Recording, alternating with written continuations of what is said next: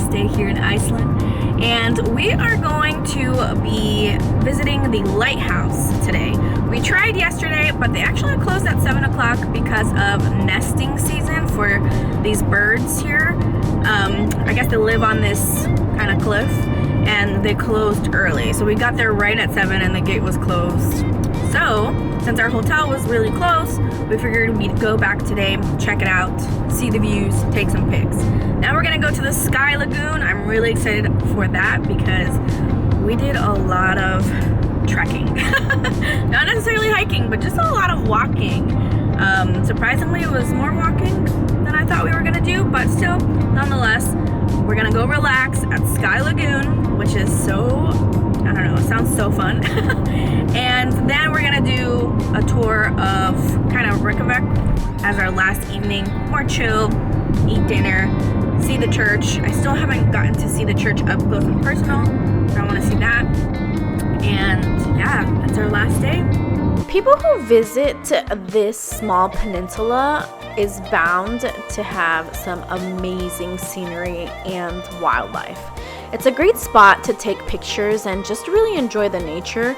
You can look at the ocean, the beaches, and even glaciers in the distance. It's a special place in Iceland because it's super unique landscape and the animals that live there.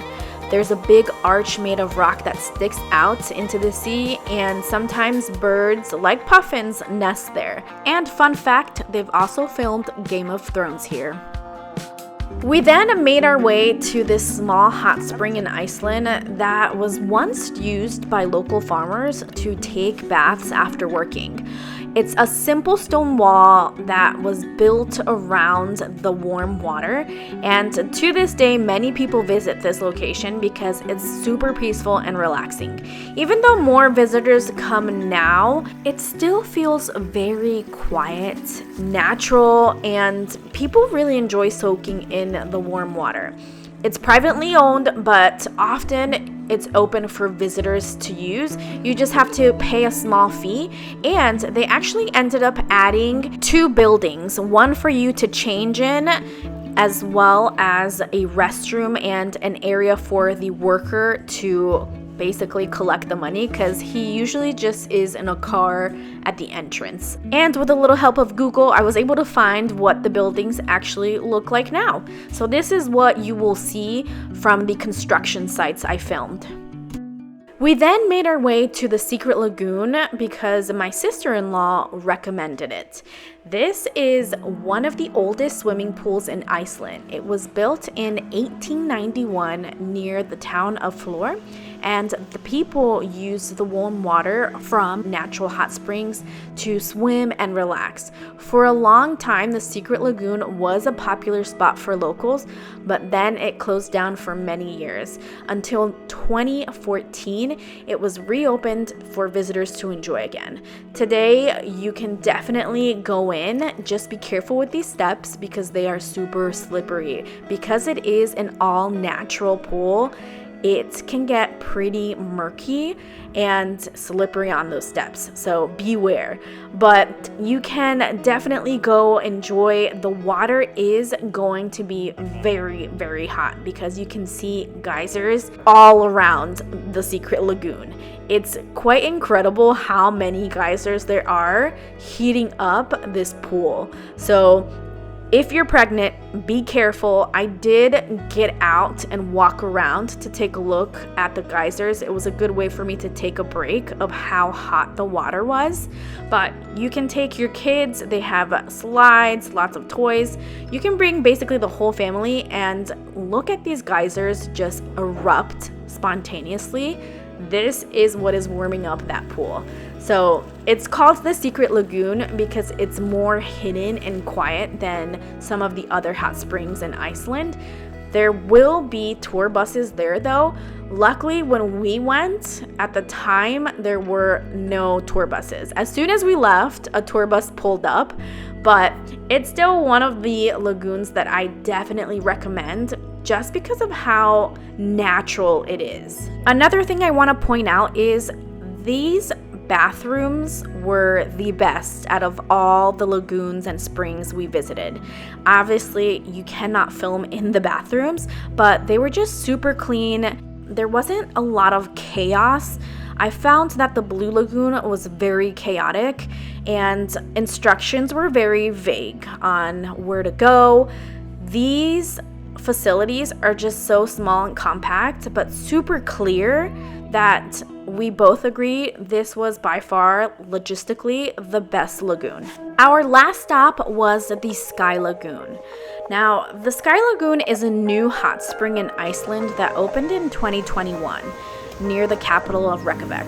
It's only about 13 minutes from downtown. Now, if you are visiting the Sky Lagoon, they do sell a package for two, and it is a date night package where you have access to the Sky Lagoon as well as their 7-step ritual, and you can either choose to use the public changing facilities or the private changing facilities.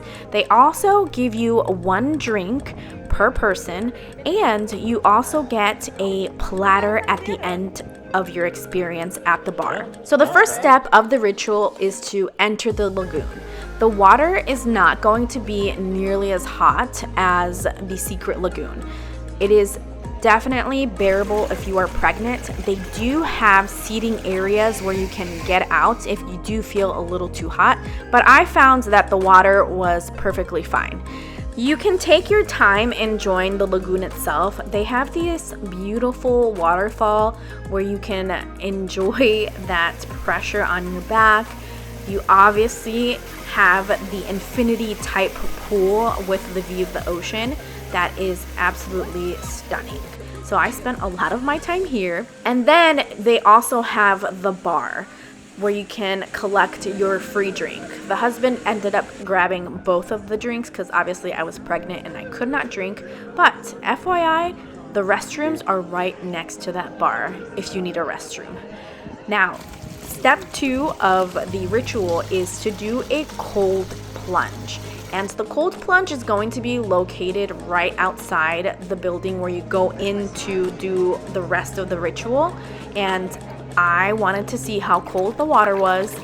Maybe I was gonna go in until I felt it and I said, no, absolutely not. It was way too cold. The husband ended up going and he said it was freezing. So because I was pregnant, I opted not to put my whole body, but the ritual wants you to do your whole body. Then step 3 is to go into the sauna. This sauna is so beautiful. It's quiet in there, I will say, but the view is just stunning. It's so tranquil in there. It's amazing. I really enjoyed it. But because I was pregnant, I did not go in for more than 2 minutes. Step 4 was the cold mist, and boy was it cold. Step 5 is the body scrub, and this is basically to renew yourself, as the sign says. You're going to just scrub your whole body in this area, and then after this, you're going to go into another room, which is going to be the steam room. They have these cool lights at the bottom and throughout the steam room. I was only in there for a minute because it was hot, very, very hot. And then after, you go ahead and shower yourself to take off the scrub and go back into the lagoon as your last step and enjoy the rest of your evening. So we just finished. What did you think? It was interesting. It was a lot of extremes. Yeah. From cold to hot to really hot. But my skin feels great, so Yeah. worth the sacrifice. I think if you're pregnant, definitely limit the time in the sauna and the steam room because those get really, really hot. So I literally was in there like 1 minute, No. maybe 2 max. That was kind of my max. But even then, you still feel the effect of the scrub. Your skin is super soft. It's like a baby's butt, literally. So we definitely recommend it. It's an experience. If I wasn't pregnant, I would have spent a little more time in each little station. but you know, you make the most of it when you have a big belly and you can't really go in hot extreme temperatures with the baby. Yeah, it's intense for me and I'm not pregnant. Yeah, it was. Once we were done with the lagoon, you then went to claim your platter at the bar. And it was really nice because I had gestational diabetes and they were able to accommodate my platter. They really just changed it quite a bit, which was really nice. After that, we went to see the infamous church. You have to see this church if you go to Iceland. I mean, if you don't see it, you really didn't go. And then we made it back to our hotel. We decided to stay this last night at the University Hotel, except this night we actually got a room that had a restroom in it. So we did not do the communal route just because we had a very early flight and it would just be easier to have our own restroom. And it was really nice. But overall, I hope you guys enjoyed this series. Iceland is definitely a place I recommend you go, especially during the summer, to check out that summer solstice. I hope you guys enjoyed this video, and like always, remember to dream big, be brave, and explore life. Until next time. Mwah.